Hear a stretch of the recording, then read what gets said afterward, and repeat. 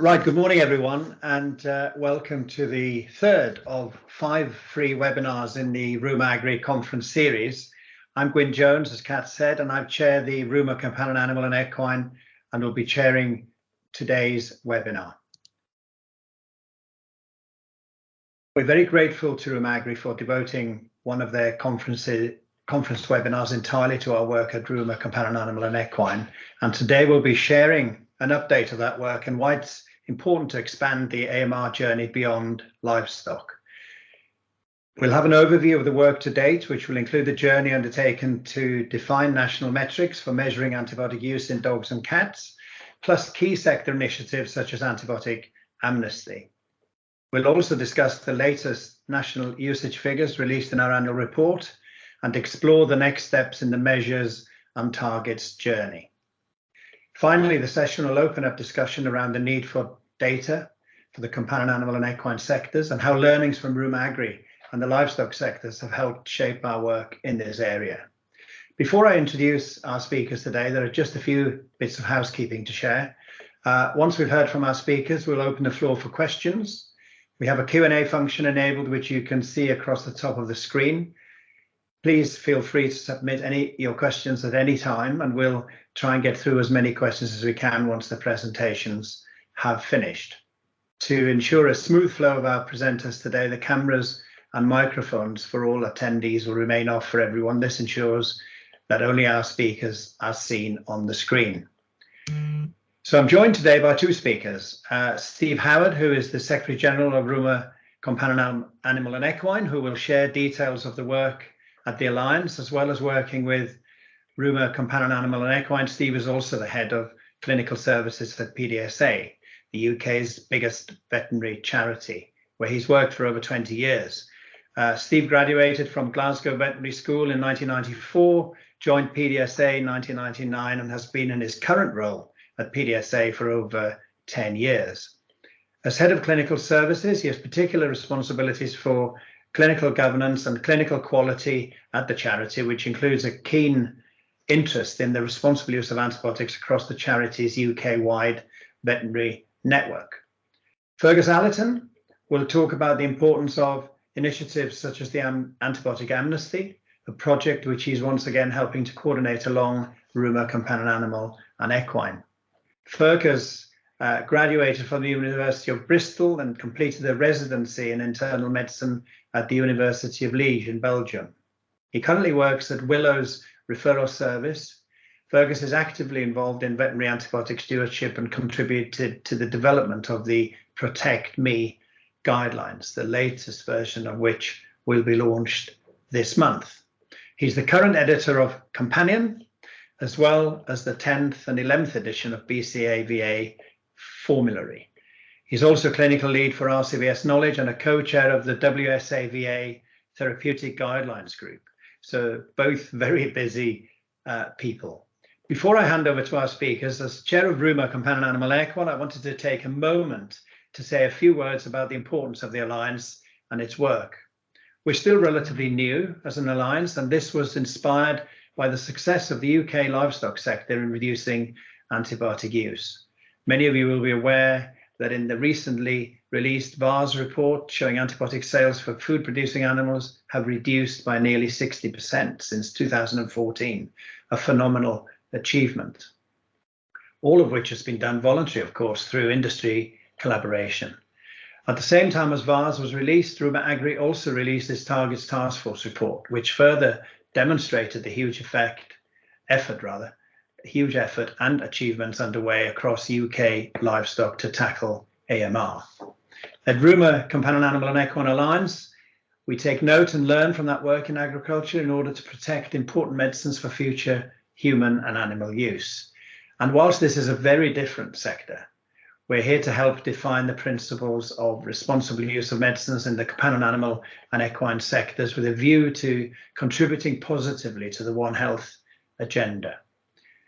RUMA Companion Animal and Equine covers the responsible use of medicines in dogs, cats, rabbits, small mammals, exotic animals kept as pets, and equids. The aim is for the UK to lead the way in these sectors through evidence-based and measurable activities that will promote and enhance stewardship. RUMA Companion Animal and Equine has focused its limited resources initially on the responsible use of antibiotics, but discussions are underway to extend that remit into other areas, including antiparasitics and anthelmintics. And our mission as the Alliance is to promote, enable and measure responsible use of medicines in the companion animal, including exotic animals kept as pets and equine sectors, to promote evidence-based activities that influence and encourage behaviours that are consistent with the responsible use of medicines. And thirdly, to engage stakeholders from across the companion animal and equine sectors to promote collaborative activities which influence and encourage all parties to take ownership, responsibility and accountability for the stewardship of medicines. We have already defined national antibiotic measures for dogs and cats, providing a clear set of foundation metrics to work from. The next stage of work is to evolve metrics for equines, small animals and exotics, and engage with stakeholders to set realistic targets in all sectors. Even though we're still quite new as an alliance, just a few years into our work, we continue to go from strength to strength and have a number of collaborative projects underway with key partners.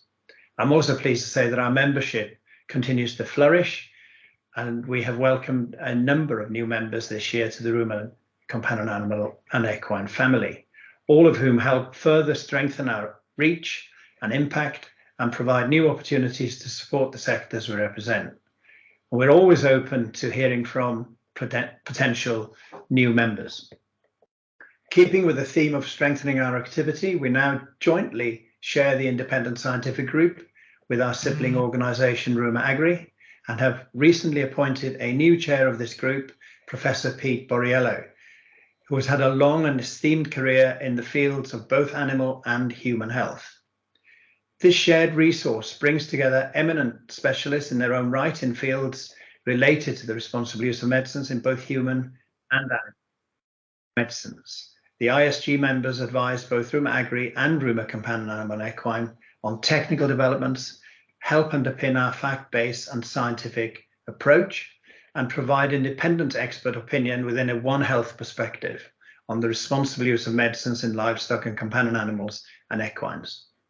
We've also appointed a new chair of the RUMA CA&E Targets and Measures Working Group, Kit Sturgis, and this group will continue to play a vital role in the next stage of work to evolve metrics and engage with stakeholders to set realistic targets in all sectors. So I'd now like to hand the floor to Steve Howard, our Secretary General, who will share more details about the Alliance work. Thank you, Steve. Thank you, Gwyn. Hopefully you can hear me. Can you hear me okay, Gwyn? Yes, we can, yeah. Excellent. So the technical issues do continue, I'm afraid. My camera isn't working today, but I am able to share my screen and you can hear me, which is good. So you're not missing much, not being able to see my face. So if you just allow me to show my screen. There we go. Can you see that? Yes. Ooh, and I can see you, Gwyn. I'll move you off. There we are. Okay. Well, thanks for handing over to me, Gwyn. It's a great pleasure to be here today to be able to present some of the work that's been going on in the RUMA Companion Animal and Equine organisation. And I'd just like to mirror Gwyn's thanks to our RUMA agriculture colleagues for allowing us to host this session today. As Gwyn said, there's lots that we can learn from the UK livestock sectors and the progress that's been made in those areas in antimicrobial stewardship and reducing antimicrobial usage.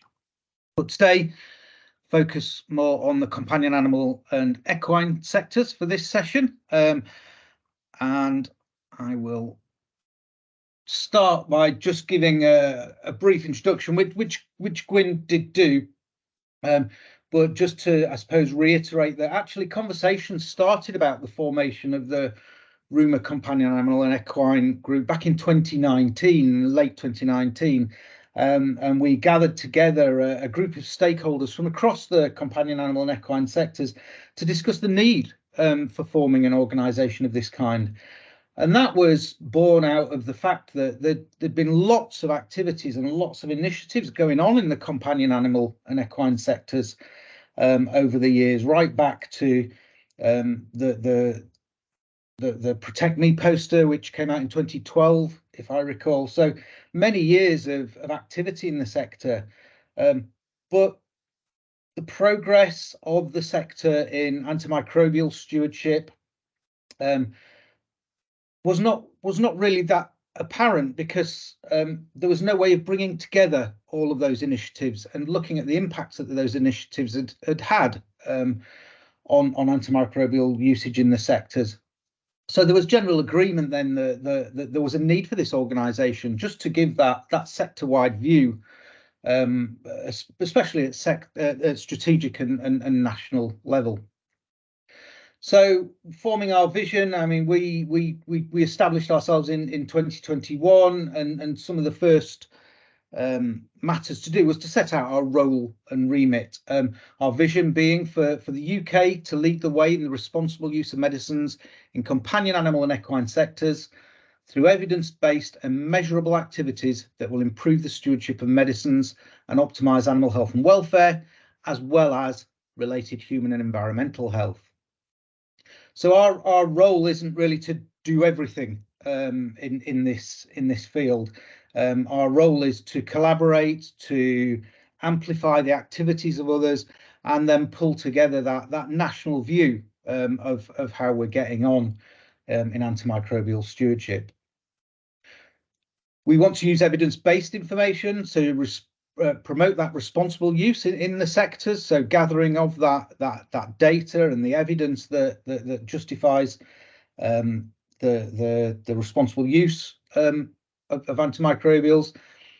And whilst our title and our vision is wide in terms of responsible use of medicines, our current focus is on antimicrobial stewardship and resistance, and we are committed to supporting that going forward.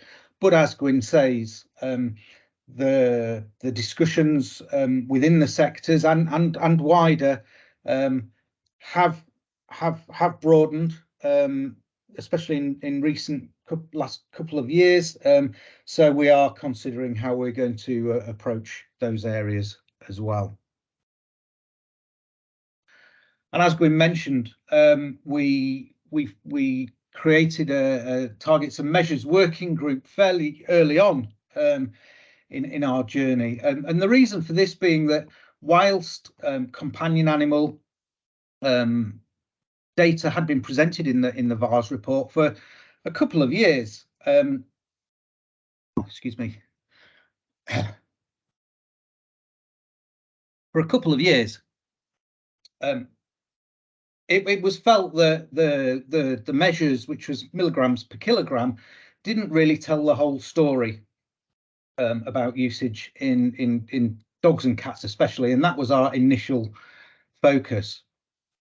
And we concluded, and the group concluded, that multiple metrics are required in order to tell the story of antimicrobial use, but also that when you start to create measures, you also run the risk of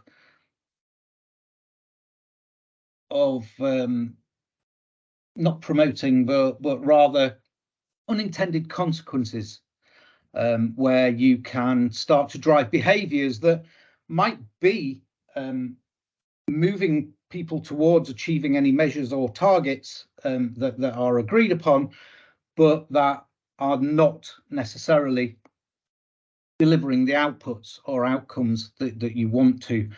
So we were very mindful when we were talking about the measures and the targets that we weren't going to be picking some that would drive some of those unintended consequences. And the group also discussed some of the challenges, difficulty collecting data, inconsistencies in data recording, the use of off-license and specials, and I'll talk about those a little bit more, a little bit later. The different context in which antimicrobials are used, and we've put client demographics, we've got charity practice, private first opinion, referral practice, and academic institutions, all using antibiotics and using them at different times and for different reasons. And the equine and exotics measures even more complex to work through. So that initial focus was on dogs and cats, and the group ended after extensive discussions at a round table that we held. We do need to keep the milligrams per kilogram measure at a national level, total systemic antibiotic use sales, topical use and topical use of the highest priority critically important antibiotics, and a new measure that had been extensively discussed, which is the DDD vet per animal, and I'll talk about that a little bit more later on as well. I think Gwyn's already talked about those focus areas that the group were working to. So in terms of those metrics, the milligrams, total weight of antibiotic active ingredient, which is multiplying the volume sold, which at the time was from manufacturer sales data, by the amount of active ingredient per unit. The kilograms relating to the weight of the animal population at risk. And this is calculated by multiplying the number of dogs and cats in the UK, which is utilising the PDSA poor report data, where we have population estimates that go back to 2011, when the poor report was first published, and multiplying that by the average weight of a dog and cat, which is currently estimated using SAVSNet data. And then we move on to the average number of days treated per animal, which is a relatively new measure, and one that isn't, I suppose, immediately intuitive, but it's probably easiest to explain it in the case of an individual. So if you have an antibiotic product where the stated dose rate is 10 milligrams per kilogram twice a day, that means you're giving that animal 20 milligrams a day. If you're treating a 10 kilogram dog, it's going to need 200 milligrams a day. If in the sales data you have the total number of milligrams that you are going to that you have sold, or in a clinical record you've got it recorded that you gave that dog 1,000 milligrams of that product, then you know that at 20 milligrams per kilogram per day, at 10 milligrams per kilogram per day, or 20 milligrams a day, that equates to 5 days worth of treatment that animal has had. And I'll talk about that a little bit more, because it is a really useful measure for us, and it adds significantly to the milligrams per kilogram.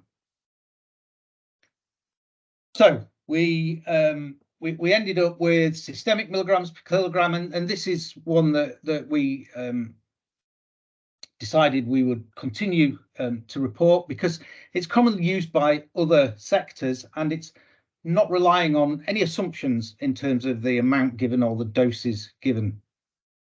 The disadvantages of milligrams per kilogram are that it doesn't really account for long-acting products.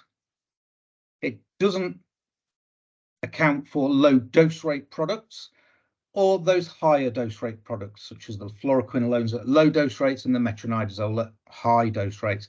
So when we think about those unintended consequences of putting a measure out there, if we wanted to reduce the milligrams per kilogram measure, then actually a move to the low dose rate products, which is the fluoroquinolones, would do that. But that's not what we're trying to achieve in the longer term here. So that is a good comparator measure, but not necessarily one that does what we need it to do. And then we move back to that number of systemic daily doses per animal, or the number of days treated. That does account for the longer acting products, they're more realistically represented, and the low and the high dose products are more realistically represented as well, because it accounts for if you're giving a lower number of milligrams per kilogram, but you've still got that this is how many days the animal has received the medication for measure. One of the disadvantages of it, though, is that it relies on those standardized daily dose rates. So it's an average view, and there are two variables within that, one of which is how long have we given the antibiotics for?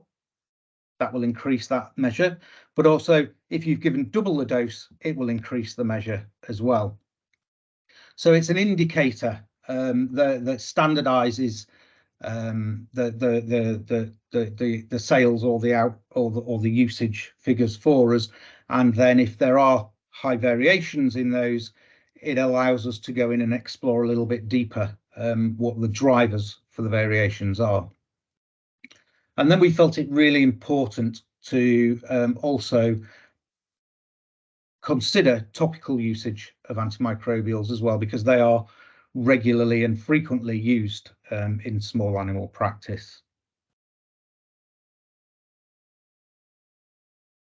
One thing that did become apparent very quickly was that the current sales data measures that are in the VARS report don't really account for equines and exotics sufficiently. Antibiotic sales data can't be used to reliably determine antibiotic use in horses because many of the products used licensed for use in horses are also licensed for use in multiple other species, and because there's a higher use of off-label and special products, those are not visible in the manufacturer sales data. And in dogs and cats, only products which were licensed for dogs and cats and other species commonly seen in small animal practice were considered. So those products indicated for dogs, cats, alongside horses, or for food-producing animals were not considered. So the sales data is an indicator, but it doesn't necessarily tell the whole story of antimicrobial usage in those species. And there's the milligrams per kilogram measure that's in the VARS report. You can see from that it looks like there's a wide difference between usage in cats and dogs. And in 2022, it looks as though dogs were getting twice as much antimicrobial usage as cats. There's been a overall reduction in dogs over the years, more stable, you would say, in cats. And the DDD vet data that now appears in the VARS report gives a slightly different picture, in that those trends look relatively similar, but the dog and the cat usage is much closer together than the milligrams per kilograms measure, and that is because the DDD vet measure does then account for those long-acting antimicrobials that are frequently used in cats especially. So we moved on then to practice generated data, which is the usage data. And I've talked about some of the issues with that. Manufacturer sales data received for England and Wales doesn't indicate the amounts used. It's twice removed from the actual administered. So between the manufacturer sales data, you've got the wholesalers, you've got the vets, you've got the owners, and then you have the products being used in the pets themselves. And also, as I've just talked about, it's difficult to split down to actual species and sector level. That usage, as I've already said, currently being mixed in with other species reporting. In addition to that, another driver for considering practice generated data is the veterinary medicines regulations, and the proposed veterinary medicines regulations recognises the great work that's been going on in the livestock sector to publish antibiotic usage data. medicines hub that's been set up for ruminants, being a method to gather that usage data. But in those proposed veterinary medicines regulations, there is the statement that we believe that making antibiotic use data collection a legislative requirement is not necessary at this time. However, it does say the veterinary medicines regulations would contain a regulation which allows the Secretary of State to require vets, manufacturers, marketing authorization holders, and wholesale dealers to provide information in relation to the sales and use of antibiotics if, upon review, the voluntary model fails to deliver. And that then is another significant driver for us to start to look at usage data. And this year, some of that work has started. Excellent paper from our equine colleagues there, who have taken antimicrobial prescribing data from 14 equine practices over a 10-year period and calculated the milligrams per kilogram and also that DD vet measure based on prescribing records. So that's a true usage measure. And similarly, at PDSA, we've been doing some work on this with our records as well. And we have managed to calculate the DD vet data for dogs, cats and rabbits on our database going back for 10 years. This is, we're working with Vet Compass and the Royal Veterinary College to validate these results at the moment. But you can see the trends there that we're seeing are very similar to those in the National VARS report, with that uptick in 2021 and then a reduction back down in 2022 once we've come out of the pandemic more fully. And the sales data is just sales data. It doesn't really come with any clinical context. The value of using usage data from prescribing records is that you can then start to go in and have a look at some of the clinical decisions or clinical scenarios that might be driving variations that you see. Another area that we have explored is how we can help or inform the profession around key areas where we feel that antimicrobial prescribing would be useful to them. And the round table, we also discussed what clinical scenarios might we want to focus on where we feel that antimicrobial usage, there is the greatest scope to improve that stewardship. And the round table concluded that cat bite abscesses, kennel cough, acute diarrhea and cat flu were 4 conditions or clinical scenarios where it would be really beneficial for us to provide some further guidance on stewardship in management of those conditions. And we're currently working on gathering information or guidance from across the sectors in those areas in order to then publish it and help professionals and clinicians to make good antimicrobial stewardship decisions in the consulting room. And there are other considerations other than just clinical decision making that might drive antimicrobial usage, and those are ones that we have to consider as we work through this. First being affordability. So we might well recommend a certain antibiotic, but then the veterinary surgeon may have to make a decision as to which antibiotic they use according to what an owner can afford and still be able to treat their pet. There's also then the next step, I suppose, in the antibiotic journey, owner compliance. So we can look at prescribing of antimicrobials,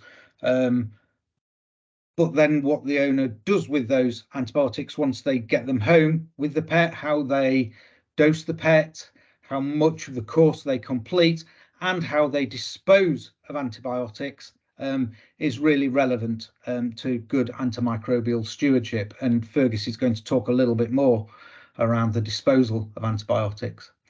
And then there's also market influences. So the availability of certain products, stockouts, and other issues that might occur in the market and availability of antimicrobials can influence usage figures as well. So we have to consider these other factors, I suppose, when we're thinking about antimicrobial stewardship and antimicrobial usage. Another area that we are also keen to progress is that measuring the impact that we're having. The ultimate aim of all of this is that we will reduce antimicrobial resistance or prevent it happening in the first place. And there's some fantastic figures in the VARS report on the livestock side of things, where you can show that as antimicrobial stewardship has improved and usage has reduced, the number of fully susceptible organisms that are being detected has increased, and the number of multi-drug resistant organisms that are being detected has decreased. So that real correlation between activities and the impacts. Unfortunately, those sensitivities and resistance data are carried out on slaughter samples in the livestock sector, and that's obviously not possible in the companion animal and equine sectors. So we are currently looking at ways that we could potentially monitor levels of resistance detected with the capabilities and the information that might well be out there already, because we'll have to do it in a different way. And as part of that, then we are engaging with some work going on with the laboratories to have a think about how we might be able to report on antimicrobial resistance from clinically submitted samples. And I think the VMD are also looking to establish the levels of resistance in the healthy population as well, so that we're gathering more data on the levels of resistance out there in the sectors that we're looking at. So hopefully that's given you a little flavour of all those areas that we're looking at as RUMA Companion Animal and Equine, and I suppose to reflect on the fact that we are, compared to the RUMA Agriculture, still a relatively young organisation. We have just started on our journey, whereas the RUMA Agriculture organisation has been around for many years. But hopefully you'll get a sense of the areas that we're looking at there and some of the progress that has been made already. And I hope that's stimulated a few questions for the session at the end. And at this point, I think I will hand back to Gwyn. Thank you very much, Steve. Huge amount to digest there, of course, and we've got some questions in already, and I would remind our attendees today to pose your questions using the Q&A function, and I'll come to all the questions at the end, because I'd now like to hand over to Fergus Allerton, a vet who has a keen interest in AMR and is one of the vets RUMA Companion Animal Equine is delighted to be working with on Antibiotic Amnesty, which is running throughout November. So I'll pass over to you now, Fergus. Thank you. Thank you very much, and hopefully my screen has come up and you can see that. I'm very grateful for this opportunity, and I would like to take this opportunity to express my sincere thanks to Mary Bourne, who has really driven the Antibiotic Amnesty and building on the work that we did last year, which I will present in a moment. But it's thanks to Mary that we have created a much larger splash this year, and I really hope that we can continue to build this collaboration and make the Amnesty an effective initiative. So where did it come from? Well, this is some work that was done by the University of Birmingham, and they were looking at human patients and what they did with their leftover antibiotics. And they identified 500 people who had been prescribed antibiotics in the past year. And of those, roughly 1 in 6, 14%, reported that they had leftover antibiotics that they just put somewhere and not ever completed the course.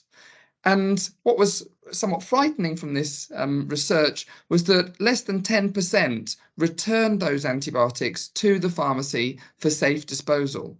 So quite a lot of antibiotics potentially is sitting somewhere and it could go out, cause damage if they're thrown away, either via household waste or flushed down the toilet.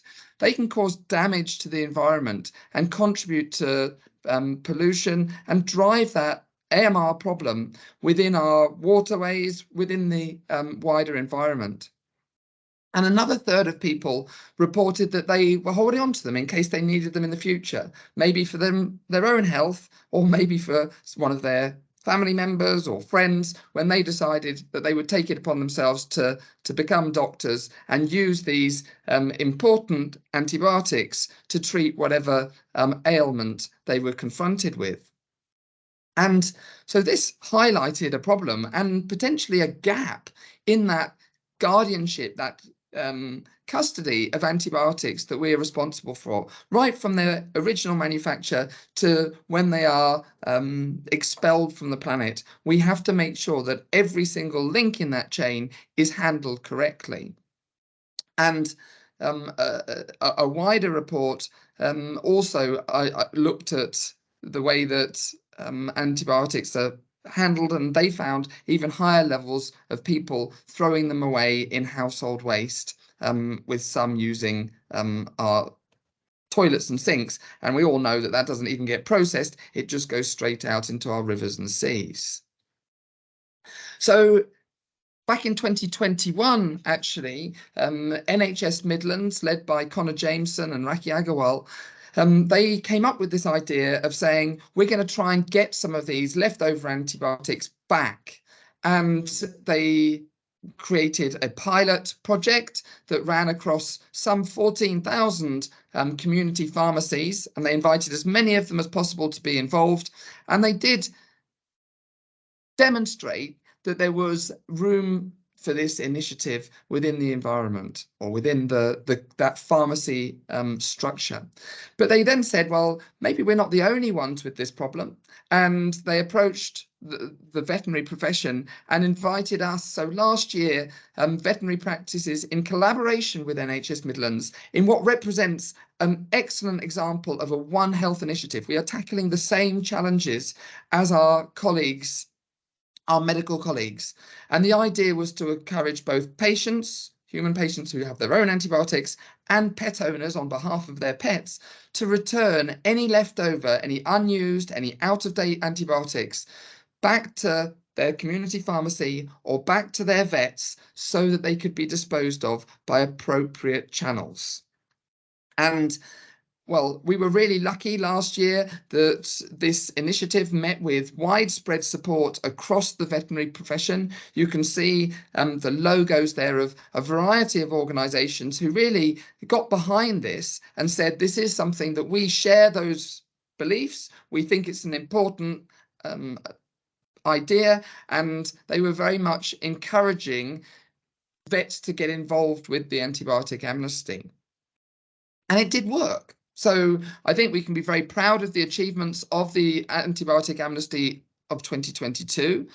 We were able to get a reasonable number of unused leftover antibiotic products back out of the environment, out of people's cupboards, so that they could be disposed of appropriately. And you can see that includes a large number of antibiotic tablets, some part boxes, even some antibiotic ointments and eardrops, and a few antibiotic injections maybe that had been given out for owners to administer at home.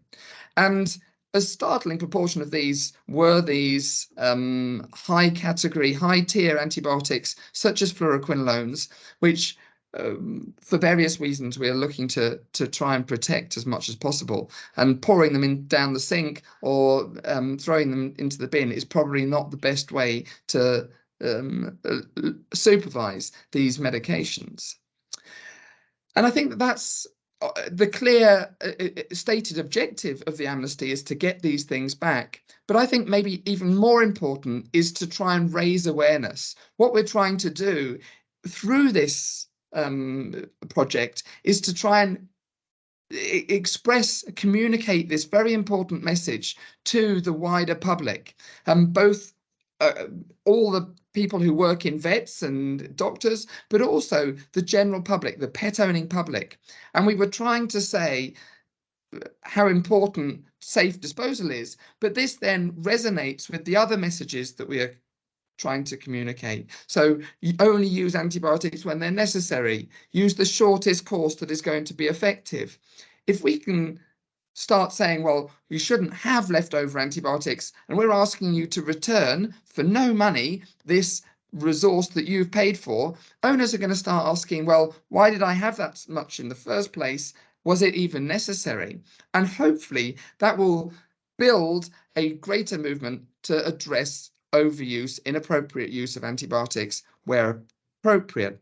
And we published a variety of different reports relating to the amnesty, trying to champion it, promote it as widely as possible. And this appeared in veterinary literature such as Companion, Vet Times, Vet Record, and public-facing journals such as Dog Monthly, Your Cat, etc.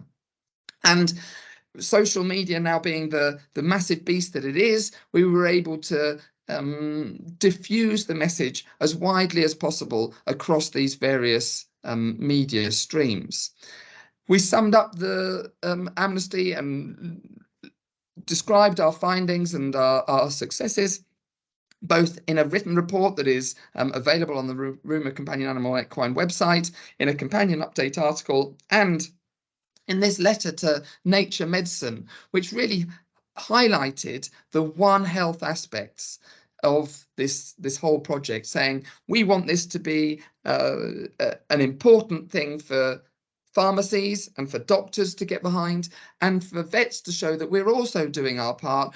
We are faced with the same challenges, and we want to take appropriate measures to address it. And the amnesty is running again this year. And as I've already mentioned, thanks to Mary for really pushing this as hard as we can. We want to get as many vets involved, spreading the message and trying to help make the amnesty as successful as possible. We've chosen the month of November for obvious reasons. It overlaps with World AMR Awareness Week. And so it's a great time for us to raise the AMR message as widely as possible. It's a low input, high output study. So all we need to do is encourage vet practices to get a pharmaceutical bin, and this can just be a cardboard box or any receptacle really, that they can put somewhere safely in reception behind this isn't a put something in and then other people can go and help themselves. This is behind the reception desk, but it is an opportunity for owners to return those antibiotics. And we want to know how much we're getting back, so it's worth stocking them just for this month, and we can audit our successes come December. We want vet practices to talk to their team members about why we're taking part in the amnesty, why it's so important to ensure safe disposal. We have client-facing posters. There's a lot of resources now available that we want people to share and to put up in their practices so that owners can read about it. They can realise why we're so obsessed by this issue. We want vets to talk to clients, and it doesn't have to just be the vets. This is an issue that vet nurses, front of house staff can also get behind and can share with our clients. If they do also say, well, hang on, I've got loads of antibiotics that I was supposed to take myself, we can take them in and we can dispose of them because the chain of disposal is identical. But typically what we would suggest is that we would recommend that you return those to your NHS pharmacy. The owners do that.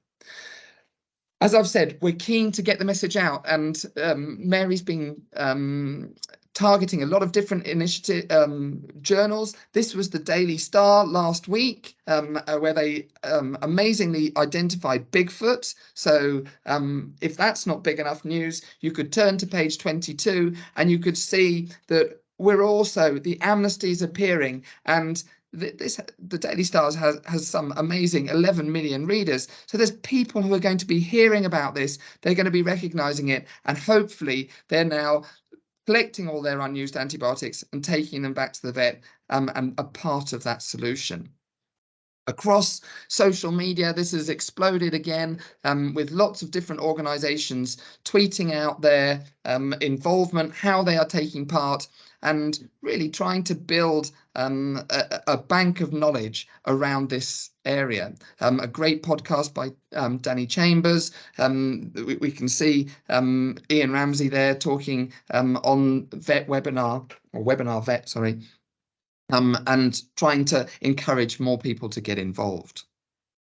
And yesterday I spoke to 300 school children and again talked to them about the amnesty alongside a few other issues around AMR, because the children are the future and they are the people who hopefully can help deliver some of these important changes and get the graphs on or the lines on Steve's graphs going in the right direction. There are lots of accessible assets. There's lots that we can do to try and promote the amnesty and get vets involved. Any vets watching this, or anybody who's access to groups of vets, please encourage them to log into the RUMA Companion Animal Equine website, and they can get access to this freely available repository of useful tools. There's information you can put out in newsletters, there's labels that you can put on your drug bags, there's all sorts of GIFs and other social media friendly tools, animations that can be shared widely. And this information is mirrored on the RCVS knowledge page. So again, easily accessible, user friendly, and I would encourage as many vets as possible to engage in this project to try and help address this issue. And then finally, in December, once the dust has settled at the end of the amnesty, we are trying to audit it. I think, as Steve has highlighted, understanding what works, how we can improve, and how we can actually achieve what we're setting out to achieve is only possible if we evaluate the successes and failures of what we're attempting to do. So in December, there will be an opportunity for vets that have been involved in this to report how they got on, what was their findings, what were the good bits about this project, and what were the bits that maybe didn't land so effectively. We're keen to know how much antibiotics we get back, because that's an easily measurable metric, but we're also trying to get some impression of how many people we were able to share this message with.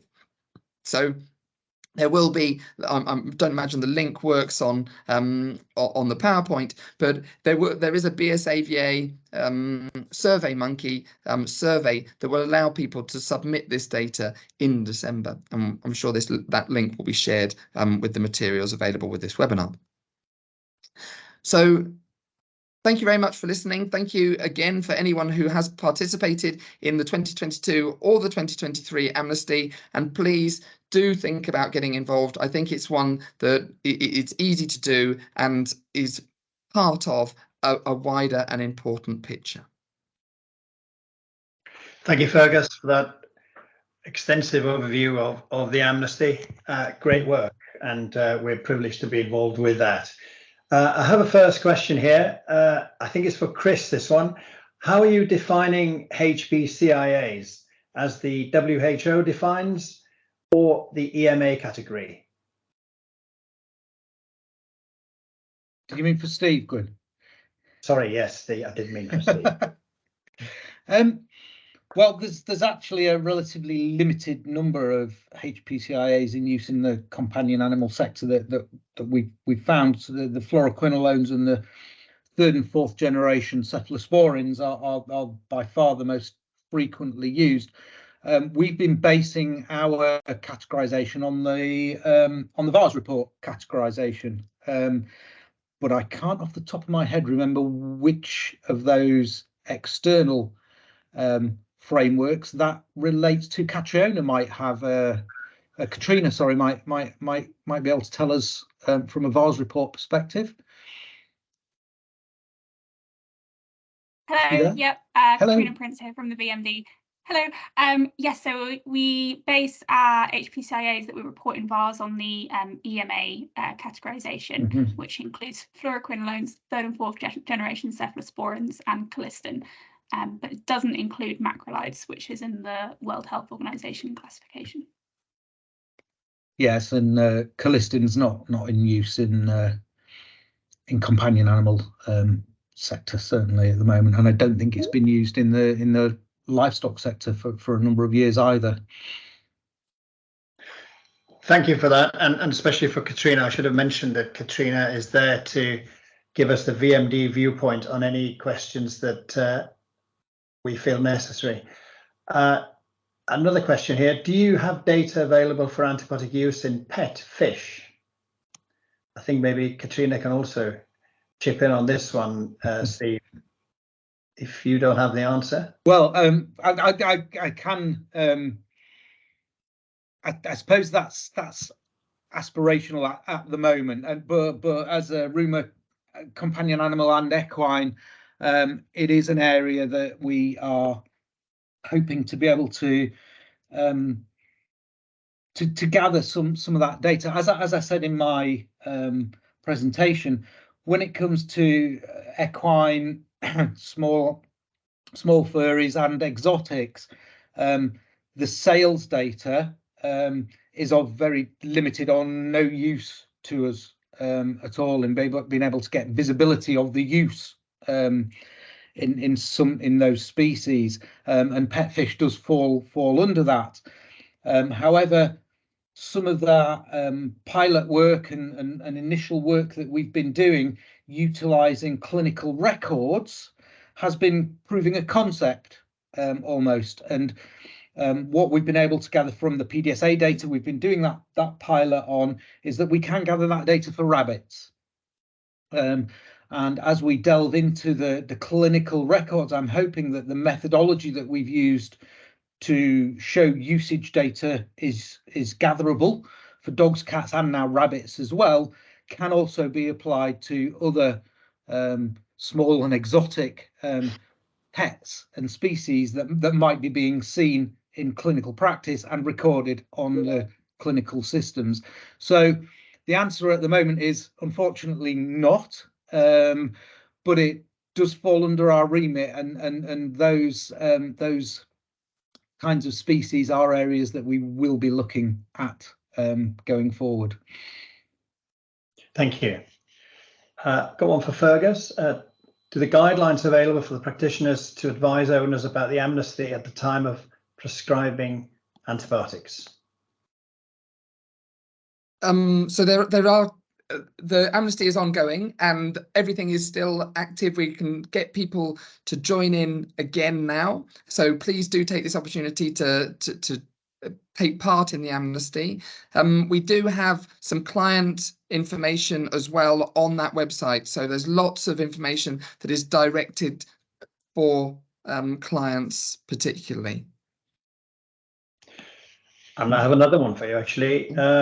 Are the NHS supporting the amnesty this year? Is it One Health again? If so, people on the call are saying that they're happy to publish it.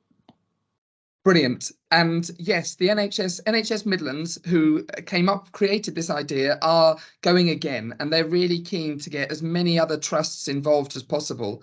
Through connections actually from the veterinary world, particularly in Ramsey, NHS Scotland is taking part in the amnesty this year, and it's great to see this spreading around different NHS organisations.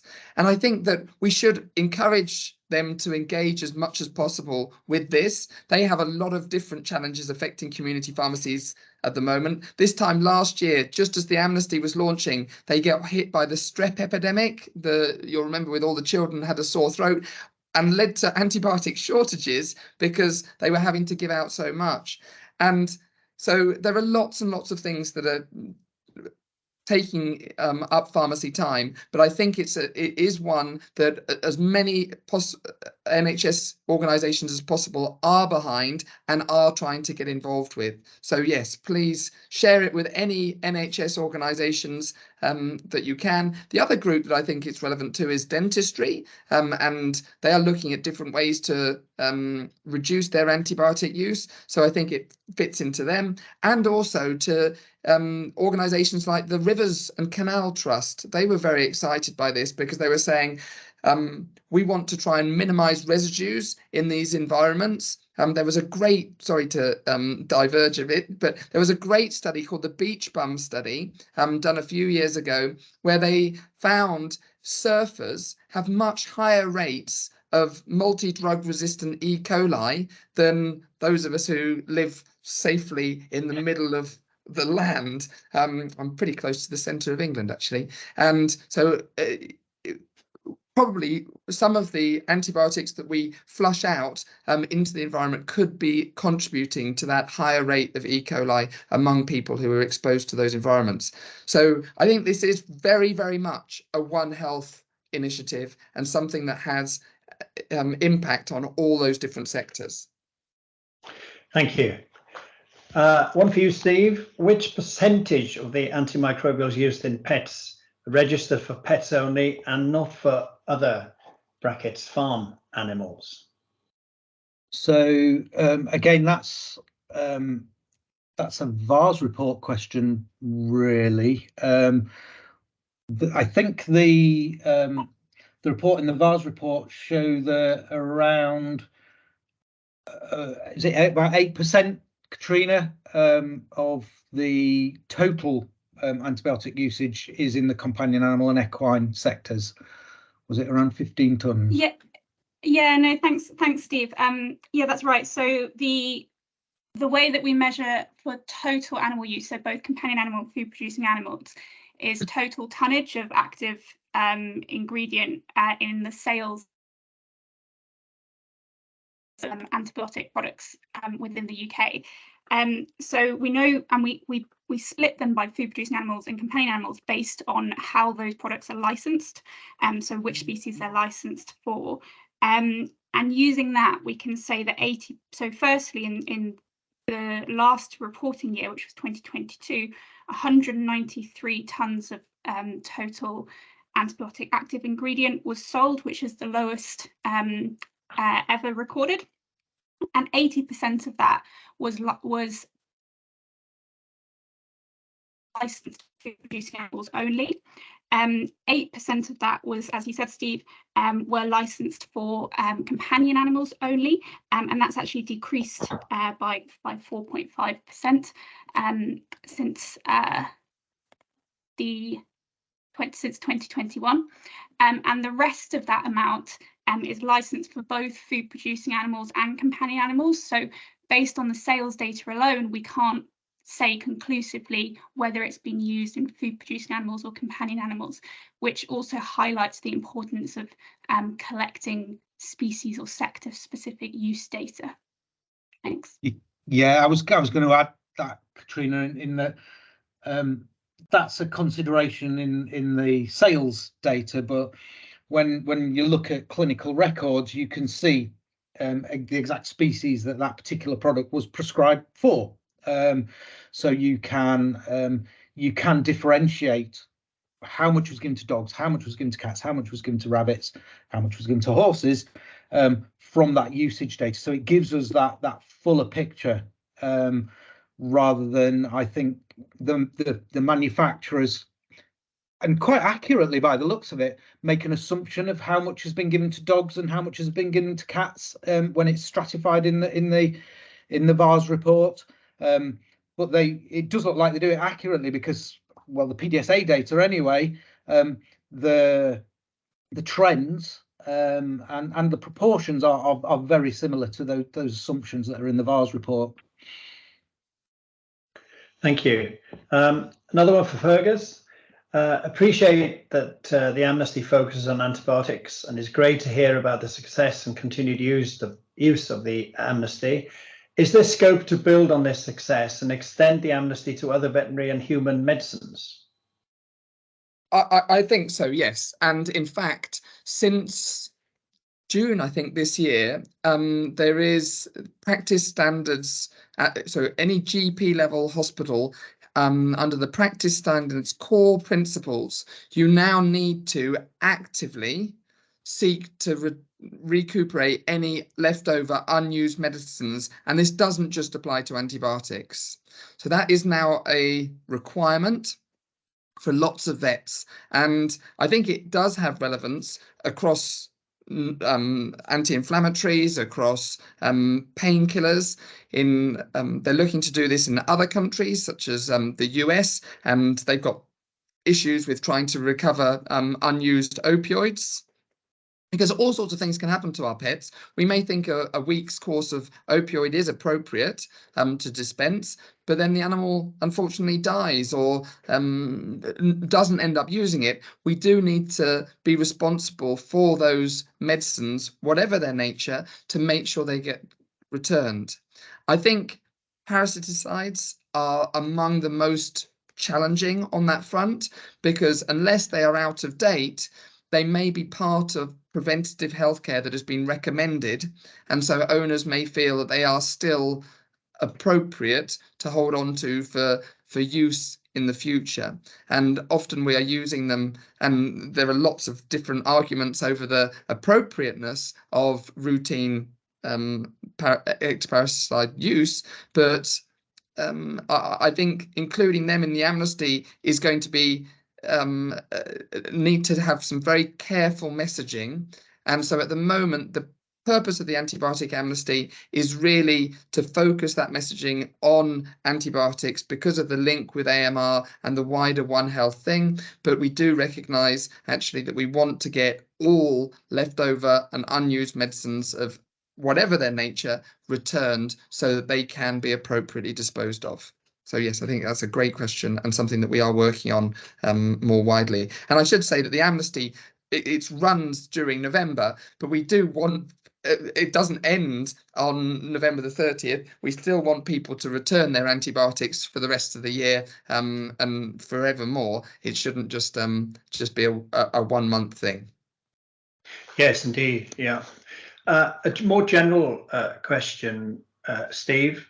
We know how important data has been to the journey of success for UK livestock sectors. They've got the Medicine Hub and the e-medicine book for pigs, for example, which provide a centralised view of antibiotic usage. Does the companion animal and equine sector need to consider something similar, and how would that be delivered? It's quite a big question.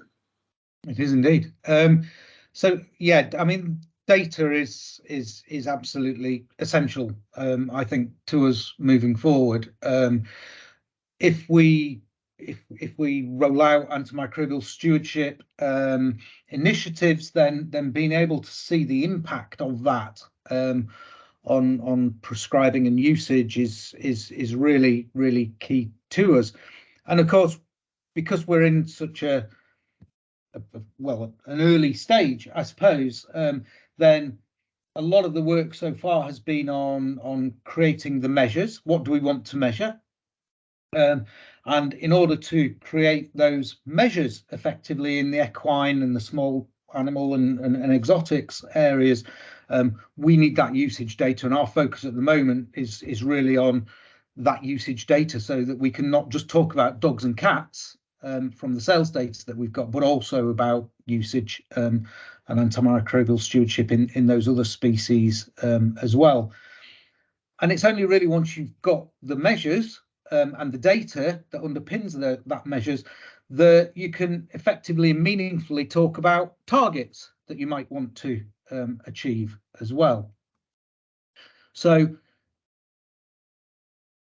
we're working through a series of steps at the moment, I think, and when we're thinking about targets, then that means we have to engage across the sectors to work with them and collaborate with them on what those targets might look like, and are they meaningful, and are they achievable, and also then what resources do we need in order to help the sectors and practitioners to achieve those targets as well.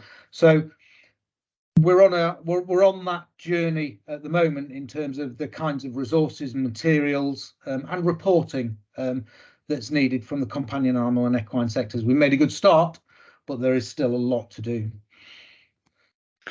Yes, thanks, Steve. Fergus, the Antibiotic Amnesty is a great initiative and focuses hearts and minds. What is next for the Antibiotic Amnesty, and are there any other initiatives that need to be considered? I think there's always room for more initiatives. Yes, I think that for me, one of the real positives about the amnesty is engaging with the end user, the client, the pet owner. These are people who've maybe been overlooked in terms of antibiotic stewardship. And when you ask vets, why did you prescribe antibiotic for that animal with, for example, acute diarrhea, they say, well, the owner made it me. They came in, they put me under pressure, and they were expecting to have antibiotics. And I think that we need to challenge some of these perceptions. Are they true? Do owners really pressure us into making these decisions? And can we alleviate that? Can we reduce that? And I think that we need to generate more resources that we can help use to share that message with our client base. So we did produce an animation last year. We've now translated it into 25 different languages. It's just a short video that you can put up in your waiting room, or you can ask owners to watch while they're waiting for that consultation. And we know that it moves owner opinions. It changes their opinion within 2 minutes, and they are maybe more receptive to your message of saying, well, I don't think your dog needs antibiotics today, or I'm going to use a shorter course. They will hopefully understand why we're making these decisions and be on our side rather than an antagonist in that consultation. So I think that that's, for me, an area that we can really look to expand on. And I think that the amnesty is just one aspect of that wider picture of trying to get involvement with pet owners. And obviously, we've got lots of stuff coming for vet prescribers. There's the new Protect Me guidelines that will come out very soon, probably in the next week or two. And we really want vets to get involved and make sure that they are using antibiotics appropriately. I think one of the challenges for Steve is to, firstly, measure usage, but then determine whether that usage is appropriate or not. Yeah. And we want to give that framework to make sure that vets are using antibiotics in an appropriate manner. Yeah, you're absolutely right, Fergus, because the aim here isn't zero usage, and it shouldn't be if we're protecting the welfare of our patients. The aim here is responsible and appropriate and effective usage, and the practice generated data gives us, and practices themselves, the ability to start to make some of those judgments on whether that any usage that does take place was appropriate or not. I think that was a really interesting comment on the drivers for antibiotic prescribing, Fergus, in terms of the vets feeling pressure from the clients. As part of the PDSA POR report, we've asked clients this year their perceptions, and we've also done a professional survey asking the professionals and clinicians their perceptions. And actually, if I recall, around about 60% of clients said that they don't expect antibiotics to be given, whereas something like 30-odd% of vets say they prescribe because they feel pressure from the clients. So I think there's potentially a communication piece of work that needs to be done between clients and vets to establish needs and wants versus behaviours as well. So it's a really interesting area, and one that will I think benefit a lot if we're moving into those areas. And that PDSA report is going to be coming out over the next month or so. It is a really interesting area, isn't it? Because companion animal it is very often more akin to human medicine than agriculture. And I remember a study on doctors who also felt under pressure to prescribe antibiotics. And when the study was completed, patients actually wanted reassurance, whereas doctors thought the pressure was for antibiotics. So I'm sure there is a piece of work to be done there. I've got another the other question. tool, sorry, just the other tool that I should highlight that we developed alongside the Protect Me guidelines is the non-prescription form. And so this is a document that you can hand to your pet owner, and you can say, I've examined your dog, your cat, I've made a decision not to use antibiotics. It's not because I've forgotten that they exist, it's because I genuinely don't feel that they are warranted at this time point. And it offers alternative treatment options, so you can say feed a bland diet or increase water turnover, depending on what's wrong with the animal, obviously. And it offers safety netting data. So say if they're not improving within a certain number of days, or if at any point they get worse, come back and we might review that decision not to give antibiotics. And we stole this idea, I guess, or borrowed it from human practice, because there is evidence that these non-prescription forms work. And while the human patients may be a little bit frustrated by getting a piece of paper rather than a pot of pills, we know that it does not influence patient outcome. So you're just as likely to get well, whichever option you end up with. And it massively reduces antibiotic use. So Steve's right. There is a discord between what we think owners want and what they actually want. And I think these are the type of tools that can helpfully help solve that problem. Yes, indeed. Another question here. When measuring antibiotic use in horses and pets in your studies, did you discriminate according to the type of practice? First line practices, specialized practices, and according to the type of specialization, surgery, dermatitis, etc. Do you want to take that, Steve? Yeah, no, I can take that. I think, just to be clear, the equine study that I referred to and referenced in my talk was one that was undertaken by Beaver. It's a great example of starting to explore practice generated usage data, and it was 14 practices, but I will be perfectly honest that I don't know what the breakdown of those practices and types of practices was in that study. And the PDSA data is obviously from covering 48 charity veterinary practices who are all delivering very similar levels of care and treatment and scope of service. So that is a relatively standardized sample, I suppose, across the PDSA data that I showed. But we have spoken about that different clinical context in which antimicrobials are used. And you can calculate a DDD for a practice. I've done it for our individual practices, and there is a range.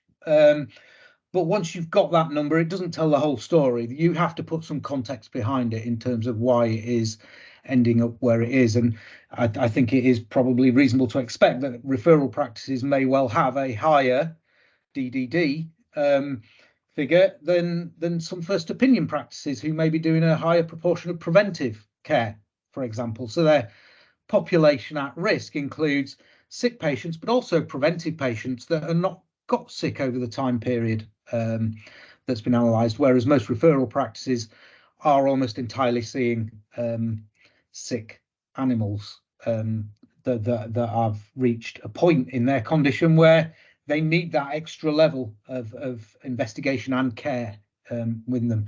So the measures that we've got tell a story, but they don't necessarily tell the whole story about the context, and it's important not to judge just on a number. I suppose is one of the messages that will come out of this. Yeah. Can I just add to that, Gwyn? Yeah, quickly. do. Thanks. Yeah, no, agree. Obviously, getting that level of detail can be really important when we're thinking about stewardship and interventions. In terms of the sales data that we wouldn't have that level of detail for companion animals because we use a sales data that's stratified. But we do have at the end of this month, we have this third UK One Health report, which will be published, which pulls together data that's already out there, but pulls together in one place antimicrobial use and antimicrobial resistance data from humans, animals, and the environment. And it includes a summary of a VMD funded study at the Veterinary College, which looks at antimicrobial use in horses, including the type of horse, the indication, and whether that antibiotic use is first or second line. So definitely have a look at that. Thanks. Thank you, Katrina. It's not the best of line. Hopefully, I'm sure people will have picked that up. The last question I have is, do you have any data available for antibiotic use in pet fish? This might be a VMD question as well. I don't know. Steve, do you want to have a go first? I think we've already done that one, Gwyn, because that was the next steps really, in terms of if we can get practice usage data, then that opens up the possibility for us to be able to analyze prescribing behaviors for some of the for other than dogs, cats and rabbits. Yeah, no, it popped up again. I thought it was another question. Sorry. Right. Can I just remind everyone that you can view this webinar again via the recording, which we will publish soon on the RUMA website.